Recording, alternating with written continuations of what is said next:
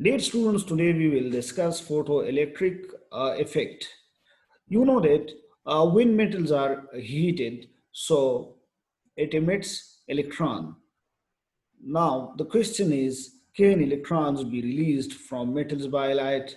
क्या हम इलेक्ट्रॉन्स को मतलब मेटल से रिलीज करते हैं लाइट के जरिए कर सकते हैं लाइट के जरिए? तो ये एक्सपेरिमेंटली ऑब्जर्व है कि जब हमारे पास मेटल जो है when they are exposed to electromagnetic radiation such as X-rays, gamma rays, visible and infrared light, so they emits electrons. इसी तरीके को यानी इस प्रोसेस को हम क्या कहते हैं? फोटो इलेक्ट्रिक इफेक्ट कहते हैं, फोटो इलेक्ट्रिक इफेक्ट्स। और जो इलेक्ट्रॉन्स इमिट होते हैं उन इलेक्ट्रॉन्स को हम फोटो इलेक्ट्रॉन्स कहते हैं because they are liberated by means of light. The first discovery of this phenomena was made by Hertz. सबसे पहले यानी ये किसने किया था? ये हर्ट्स ने ये किया था। यानी जो इजेक्टेड इलेक्ट्रॉन्स है उसको हम क्या कहते हैं? उसको हम फोटो इलेक्ट्रॉन्स कहते हैं। फोटो आपको पता है लाइट को कहते हैं, ये लाइट की वजह से निकलते हैं। For that reason it is called photoelectrons. If you see the schematic diagram of an apparatus in which the photoelectric effect can occur, तो इसमें एक evaporated glass है, उसमें मेटल प्लेट C है। यानी अगर आप लोग देख ली, ये वाला मेटल प्लेट C है और एक और मेटल प्लेट A है। ये जो C है इसको हमने नेगेटिव टर्मिनल आपने बैटरी के साथ कनेक्ट किया हुआ है और ए को हमने पॉजिटिव पोटेंशियल पे रखा है, ठीक है। और इसके साथ साथ हमने यहाँ पे एक गैल्वेनोमीटर भी कनेक्ट किया हुआ है। And you know that galvanometer क्या है? इसकी वजह से हम करंट को क्या कर सकते हैं? डिटेक्ट कर सकते हैं।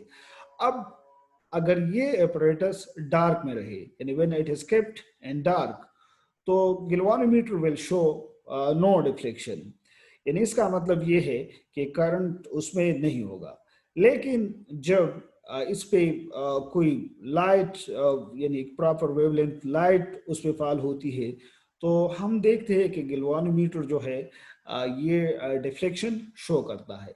इसका मतलब ये है कि हमारे पास यानी ये इंडिकेट करता है कि चार्ज फ्लो होते हैं, यानी a flow of charge across the gap between C and A. Ab, the current associated with this process arises from electrons emitted from the negative plate and collected at the positive plate. यानी जब ये electrons निकलेंगे यहाँ से तो ये positive plate जो है उसको क्या करेंगे? अट्रैक्ट करेंगे। क्या करेंगे? अट्रैक्ट करेंगे। और यहाँ पे हम क्या होगा?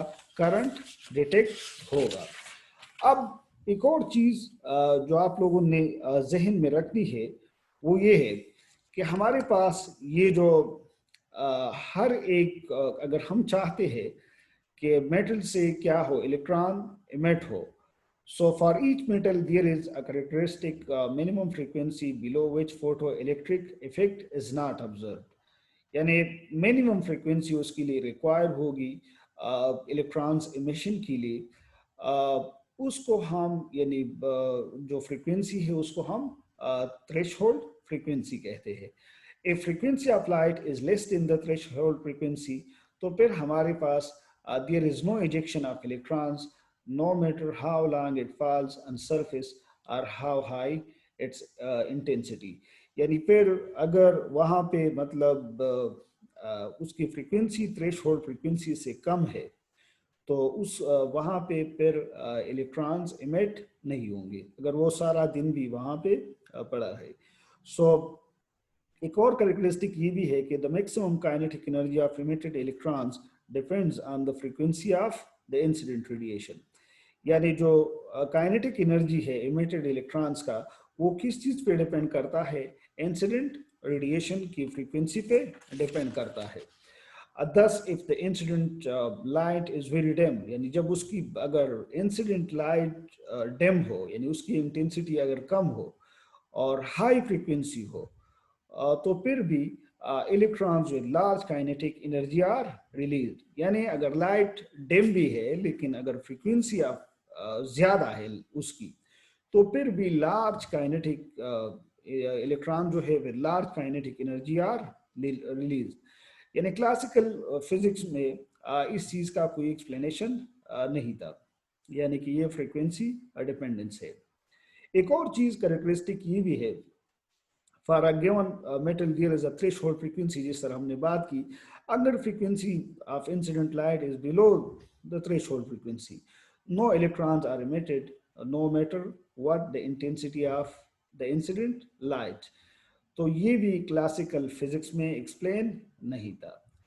और एक और भी ये है कि electrons are emitted from the surface almost instantaneously, यानी less than 10 power minus 9 second nanosecond after the surface is illuminated. Even at low light intensities, classically one would expect that the electrons would require some time to absorb the incident radiation before they acquire enough kinetic energy to escape from the metal. लेकिन ये classical physics में था, लेकिन यहाँ पे जो जब light fall होगी तो इलेक्ट्रॉन्स मतलब नैनो सेकंड के हिसाब से वो वहाँ पे क्या होंगे, वो सरफेस से निकलेंगे। अभी जो हम बात करना चाहते हैं यानी फोटो इलेक्ट्रिक इफेक्ट क्या है, the ejection of electrons from metal surface through light, यानी लाइट के जरिए जो इलेक्ट्रॉन्स इमिट होते हैं, इजेक्ट होते हैं, तो उसको हम क्या कहते हैं, उसको हम मतलब फोटो इलेक्ट्रिक इफेक्ट कहते हैं। और जो इमिटेड इलेक्ट्रॉन्स है उन इमिटेड इलेक्ट्रॉन्स को हम फोटो इलेक्ट्रॉन्स कहते हैं। क्यों हम उनको फोटो इलेक्ट्रॉन्स कहते हैं, because they are liberated light के जरिए, वो मतलब फ्री हो गए हैं, आज़ाद हो गए हैं, फॉर दैट रीज़न उसको हम क्या कहते हैं, फोटो इलेक्ट्रॉन्स कहते हैं। और आपने ये भी देखा कि जब कोई मेटल सरफेस, जब ये हमने जो एपरेटस यूज़ की, जब ये एपरेटस डार्क में था तो वहाँ पे मतलब करंट शो नहीं हो रहा था। तो इसका मतलब ये है कि इलेक्ट्रॉन्स यानी करंट तो उस वक्त फ्लो होगा जब करंट उस वक्त शो होगा जब चार्जेस फ्लो होंगे ना। तो अगर गैल्वानोमीटर वहाँ पे मतलब डिटेक्शन करंट डिटेक्ट नहीं कर रहा, तो इसका मतलब ये है कि वहाँ पे इलेक्ट्रॉन्स इमिट नहीं है। लेकिन जब हम उसको किसी ऐसी जगह पे रखते हैं जहाँ पे एक खास फ्रीक्वेंसी की लाइट उस पर गिरती है, then we see that the galvanometer will show deflection। तो इसी चीज को मतलब ये जो प्रोसेस है इसको हम फोटो इलेक्ट्रिक इफेक्ट कहते हैं। और जो इलेक्ट्रॉन्स इमिट होते हैं उसको हम फोटो